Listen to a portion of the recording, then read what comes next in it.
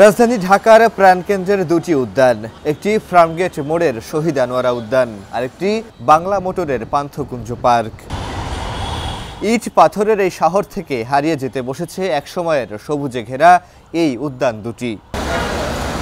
Metro rail প্রকল্পের প্রয়োজনে সাময়িক ব্যবহারের জন্য নেওয়া হয়েছিল ফার্মগেটের আনোয়ারা উদ্যান, যেটিকে এবার স্থায়ী স্টেশন প্লাজা হিসেবে স্থাপন করতে চায় Dhaka Mass Transit Company limited.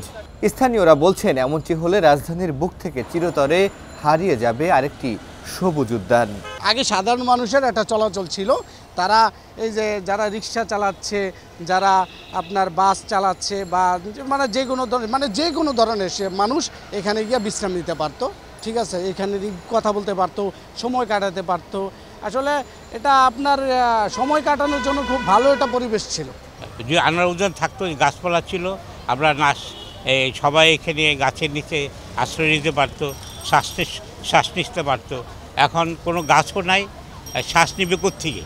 এতদিন ধরে যে এই বিল্ডিং কার্যক্রম চলতেছে, সবুজ কি তাই ভুলে গেছি সত্যিকার অর্থে।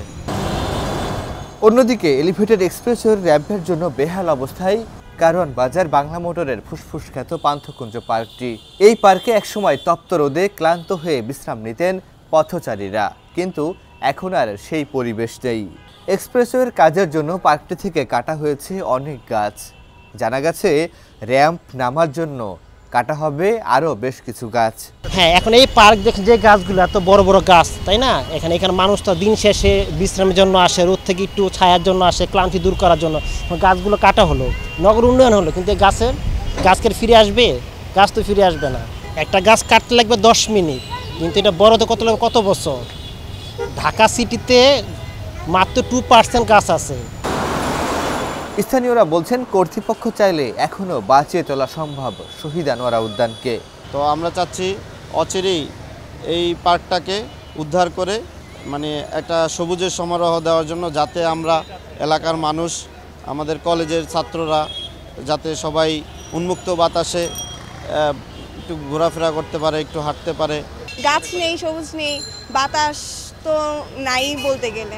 তো আমরা চাই যে এখানে যে পার্কটা ছিল এটা আবার হোক। অন্যদিকে পান্থকুঞ্জ পার্কের ছায়া ঘেরা পরিবেশে যাদের একসময় নিয়মিত যাতায়াত ছিল, তাদের প্রশ্ন, এই পার্ক আবার বাঁচবে তো? যতটুকু আছে সেটুকু পুনরুদ্ধার করা প্রয়োজন আমি নাগরিক হিসেবে মনে করি। এদিকে পরিবেশবিদরা বলছেন, শহরের উন্নয়ন যেমন দরকার, তেমনই দরকার আছে গাছগাছালিরও। একটি পার্ক হচ্ছে জনগণের জন্য উন্মুক্ত জায়গা। সেখানে একটা সরকারি সংস্থা এই সিদ্ধান্ত কেমন করে নিতে পারে যে ওই পার্কে তারা এখন বিদেশের মতন, বিদেশে যেমন মেট্রো রেলে মার্কেট থাকে ওরকম মার্কেট বানাবে? আমরা কি তাদের কাছে মার্কেট চেয়েছি? ঢাকা শহরে কি মার্কেটের অভাব আছে নাকি পার্কের অভাব আছে? আমাকে জবাব দেন। ঢাকা শহরের মতন এরকম জনবহুল নগরীতে পার্ক যদি মাত্র 48টা থেকে থাকে 1,60,00,000 মানুষের জন্য, সেখানে মার্কেট আছে কতগুলো তারা কি হিসাব করেছে? ওই রাস্তায় যানবাহন বাড়ুক বা না বাড়ুক, পার্কের মতন উন্মুক্ত করে দিতে হবে। পান্থকুঞ্জ পার্কে যখন ঢাকা দক্ষিণ সিটি কর্পোরেশন পাবলিক টয়লেট বানানোর প্রকল্প নিল, তখন আমরা এটা নিয়ে আদালতের দ্বারস্থ ছিলাম। আদালত তখন একটা সুন্দর আদেশ দিয়েছে, কিন্তু নিষেধাজ্ঞা যে এখানে এসব নির্মাণ কাজ করা যাবে না। তারও আগে আদালত ঢাকার 48টা পার্ক এবং 10টা খেলার মাঠ নিয়ে একদম খুব স্পষ্ট নির্দেশনা দিয়ে দিয়েছে যে এগুলোর বিরুদ্ধে কোনো ব্যবহার করা যাবে না। ঢাকাতে এখন আর জলাশয় আর সবুজের কথা হারিয়ে গেছে হিসেবে বলা যায়, কিন্তু ঢাকাকে আমরা কিন্তু কারবালা বানিয়ে দিয়েছি।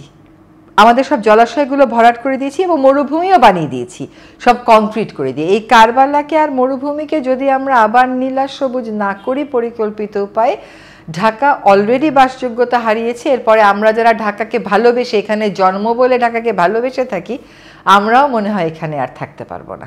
ঢাকাকে বাঁচাতে হলে নগরের দর্শনটা বদলাতে হবে। ঢাকার জন্য আমি কারোর কোনো দর্শন পাই না। রাজুকে আজকে চেয়ারম্যান এসে এক কথা বলেন, এর আগের চেয়ারম্যান আরেক কথা বলে গেছেন। ইলেকশনের সময় আমরা শুনি ঢাকা নাকি তিলোত্তমা হবে। ঢাকা তিলোত্তমা না, ঢাকাকে একটা খনিতে পরিণত করা হয়েছে। মামুন সোহাগ, সমকাল, ঢাকা।